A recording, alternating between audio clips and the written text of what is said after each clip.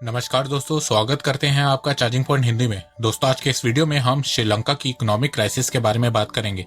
जानेंगे कि पास्ट में श्रीलंका की इकोनॉमिक सिचुएशन कैसी थी, प्रेजेंट हालात कैसे हैं और फ्यूचर में श्रीलंका की इकोनॉमी के हालात कैसे होंगे। तो जुड़े रहिए आप इस वीडियो के साथ। एक समय एशिया की राइजिंग इकोनॉमी कहलाने वाला श्रीलंका आज अब तक के सबसे बड़े इकोनॉमिक क्राइसिस से गुजर रहा है। श्रीलंका की इकोनॉमिक क्राइसिस जानने के लिए आपको श्रीलंकन इकोनॉमी का पास्ट जानना होगा। श्रीलंका हमेशा से ही ट्रेडिंग हब रहा है, क्योंकि वो ईस्ट और वेस्ट का सेंटर पॉइंट है। 1948 के इंडिपेंडेंस के बाद Sri Lanka economy, literacy, human development index के मामले में बहुत सी एशियन कंट्री से काफी आगे था। पर 1960 में श्रीलंका की सरकार ने सोशलिस्ट पॉलिसी अपनाई और सभी चीजों को नेशनलाइज करना शुरू किया, जिसके चलते श्रीलंका की इकोनॉमिक ग्रोथ कम होने लगी। फिर उसके बाद 1977 में श्रीलंका ने प्राइवेटाइजेशन मॉडल अपनाया, जिसके बाद श्रीलंका की इकोनॉमी वापस से रिवाइव होने लगी, ग्रोथ रेट बढ़ने लगी।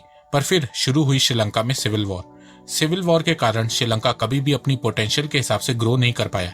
श्रीलंका में लगभग 26 साल 1983 से 2009 तक श्रीलंकन गवर्नमेंट और एलटीटीई के बीच सिविल वॉर चली। 2009 में श्रीलंकन गवर्नमेंट की जीत हुई, जिसके बाद श्रीलंका की इकोनॉमी फिर से रिवाइव होने लगी। 2010 में श्रीलंका की ग्रोथ रेट 8% थी, जो 2012 तक 9.1% तक चली गई थी। पर फिर 2014 में श्रीलंका की ग्रोथ रेट गिर के 4.5% पे आ गई थी। 2009 से श्रीलंका की इकोनॉमिक ग्रोथ रेट बढ़ने का मेन रीजन टूरिज्म सेक्टर बना है। सिविल वॉर के कारण बहुत कम लोग श्रीलंका घूमने आते थे।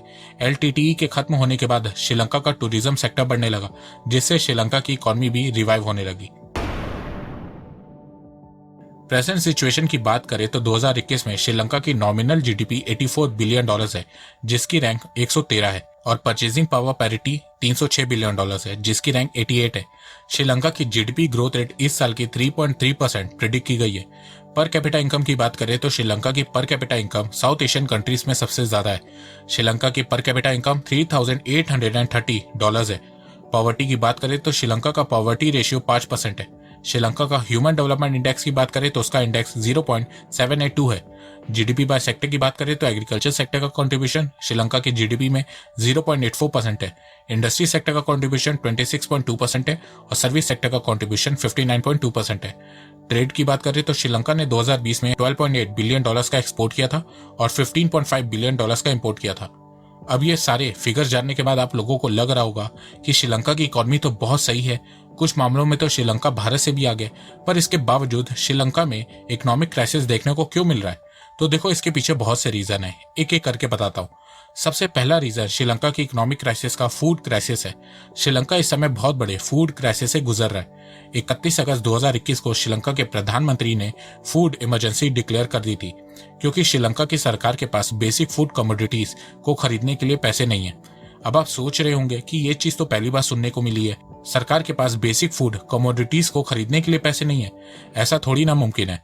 तो देखो, सब मुमकिन है। आप भारत में रहते हो, इसीलिए आपको ये नामुमकिन लग रहा है। भारत आज भी कृषि प्रधान देश है। कोविड पैंडेमिक के समय 2-3 रुपए में चावल मिल रहे थे। भारत में हेल्थ सेक्टर कोलैप्स कर गया था, पर इतनी आबादी होने के बाद भी भूखमरी नहीं हुई। वो इसलिए क्योंकि भारत जितने भी बेसिक फूड कमोडिटीज जैसे कि गेहूं, चावल, दाल है, सब भारत में ही उगाता है, कहीं से खरीदता नहीं है। पर श्रीलंका के साथ ऐसा नहीं है। श्रीलंका में खेती बहुत कम होती है। श्रीलंका की आबादी 2 करोड़ के आसपास है, पर उस आबादी के हिसाब से भी श्रीलंका में खेती कम होती है, जिसके चलते श्रीलंका हर साल बहुत फूड आइटम इंपोर्ट करता है। चावल, गेहूं, दाल तक श्रीलंका दूसरे देशों से खरीदता है, और फूड खरीदने के लिए श्रीलंका को अपने फॉरेक्स रिजर्व से डॉलर्स में पेमेंट करनी पड़ती है। अब मेन प्रॉब्लम श्रीलंका की ये है कि उसके पास फॉरेन रिजर्व बहुत कम बचा है। जुलाई में श्रीलंका का फॉरेन रिजर्व सिर्फ $2.8 बिलियन था। तो फॉरेन रिजर्व कम होने की वजह से श्रीलंका इंपोर्ट नहीं कर पा रहा है, जिसके चलते श्रीलंका में अब धीरे धीरे इन्फ्लेशन बढ़ रहा है।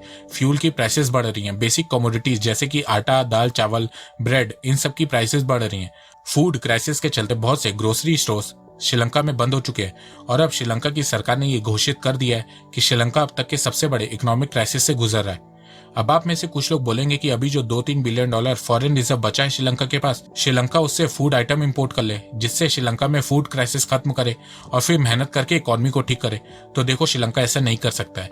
वो इसलिए क्योंकि श्रीलंका के ऊपर इस समय बहुत कर्ज चढ़ चुका है। अगर श्रीलंका ने फूड इंपोर्ट के लिए फॉरेन रिजर्व यूज कर लिया तो वो कर्ज नहीं चुका पाएगा। श्रीलंका को इस साल के एंड तक $1.5 बिलियन का लोन चुकाना है, और श्रीलंका के पास इस समय सिर्फ $2.8 बिलियन फॉरेन रिजर्व बचा है। अब आप जानना चाहेंगे कि श्रीलंका के ऊपर कितना कर्ज है, तो देखो श्रीलंका का पब्लिक डेट उसकी जीडीपी से भी ज्यादा हो गया है। श्रीलंका का डेट टू जीडीपी रेशियो 109.7% हो गया। अब आप सोच रहे होंगे कि इतना कर्ज श्रीलंका ने पहले ही ले लिया है तो थोड़ा और ले ले। तो देखो श्रीलंका को अब कोई भी फाइनेंशियल इंस्टीट्यूशन लोन नहीं दे रहा है।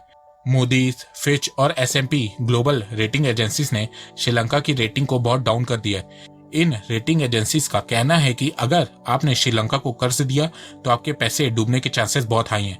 इसी के चलते कोई भी फाइनेंशियल इंस्टीट्यूशन श्रीलंका को लोन नहीं दे रहा है।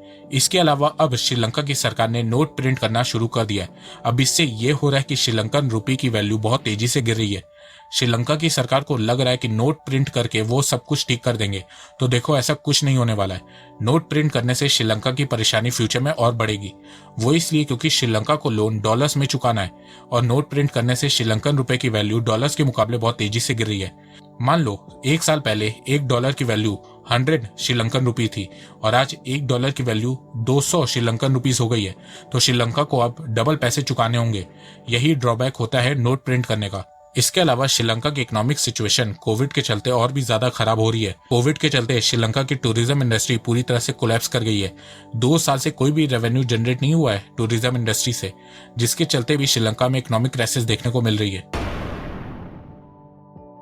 श्रीलंका के फ्यूचर की बात करें तो उसके आसार कुछ अच्छे नजर नहीं आ रहे। श्रीलंका वर्स्ट इकोनॉमिक क्राइसिस से गुजर रहा है। कोई भी फाइनेंशियल इंस्टीट्यूशन उसे और कर्ज नहीं दे रहा है, जिसके चलते श्रीलंका पूरी तरह से बेबस नजर आ रहा है। और इस सिचुएशन में सिर्फ एक ही देश श्रीलंका की मदद कर सकता है और वो देश है चाइना। फ्यूचर में श्रीलंका की सरकार फिर से चाइना के पास जाएगी और उनसे 4 से 5 बिलियन डॉलर का बेल आउट पैकेज की डिमांड करेगी और पूरी तरह से चाइना के डेट ट्रैप पॉलिसी में फंस जाएगी। जिस तरीके से चाइना ने 99 सालों के लिए श्रीलंका का हम्बनटोटा पोर्ट लिया है, फ्यूचर में चाइना और भी श्रीलंका के एसेट को लीज पे ले लेगा और एक तरीके से श्रीलंका चाइना की कॉलोनी बन जाएगा। अब इससे भारत को बहुत नुकसान होगा। चाइना इंडियन ओशन में अपनी पावर को बढ़ाना चाहता है और उसके लिए वो श्रीलंका का यूज कर रहा है। हम्बनटोटा पोर्ट को 99 सालों के लिए लीज पे लेना, कोलंबो पोर्ट में इन्वेस्ट करना, श्रीलंका को कर्ज पे कर्ज देते रहना, ये सब चाइना की पॉलिसी है। अब आप जानना चाहेंगे कि भारत इन सबको काउंटर करने के लिए क्या कर रहा है, तो देखो भारत जितनी हो सके श्रीलंका की हेल्प करने की कोशिश कर रहा है। चाहे वो श्रीलंका को $1 बिलियन तक का सॉफ्ट लोन देना हो या $400 मिलियन का करेंसी स्वैप करना हो। पर भारत कब तक ऐसे ही श्रीलंका की मदद करता रहेगा? भारत ने तो श्रीलंका को वार्न किया था कि चाइना से कर्ज ना ले, श्रीलंका ने नहीं सुना और आज वो भुगत रहा है। तो मेरे हिसाब से भारत को भी श्रीलंका की इस सिचुएशन का फायदा उठाना शुरू कर देना चाहिए। भारत भी श्रीलंका के पोर्ट में इन्वेस्ट करे, जैसे कि अभी भारत की प्राइवेट कंपनी अडानी ग्रुप ने श्रीलंका के साथ $700 मिलियन की डील की है, जिसके चलते अडानी ग्रुप कोलंबो पोर्ट के वेस्टर्न साइड को 35 सालों के लिए डेवलपमेंट के लिए ले लिया है। इसी तरह भारत श्रीलंका के बाकी पोर्ट्स में भी इन्वेस्ट करे। इन डील से भारत को यह फायदा होगा कि भारत आराम से चाइना पर नजर रख पाएगा। अगर चाइना कुछ भी श्रीलंका में करेगा तो भारत उसको आराम से काउंटर कर पाएगा। अब यहाँ पे कुछ लोग ज्ञान देंगे कि भारत को ऐसा नहीं करना चाहिए, तो देखो नेशनल सिक्योरिटी के लिए सब कुछ करना पड़ता है और इस समय भारत का सबसे बड़ा नेशनल सिक्योरिटी थ्रेट चाइना है। तो दोस्तों मुझे लगता है कि अब आपको सब समझ में आ गया होगा। तो अगर आपको ये वीडियो पसंद आए तो आप इस वीडियो को लाइक कीजिए और अब आप मुझे सपोर्ट भी कर सकते हैं पेट्रियन और यूट्यूब में ज्वाइन बटन के थ्रू। एक बात मैं कहना चाहता हूँ, आप जितनी मेरी वीडियोस को शेयर करेंगे उतनी ही रीच मेरी बढ़ेगी और उतने ही लोग मेरे से जुड़ेंगे। तो वीडियो को शेयर करना, चैनल को सब्सक्राइब करना बिल्कुल भी मत भूलिएगा। मैं ऐसे ही एजुकेशनल वीडियोस लाता रहूंगा आप लोगों के लिए। तो अभी तक के लिए बस इतना ही। धन्यवाद। जय हिंद, जय भारत।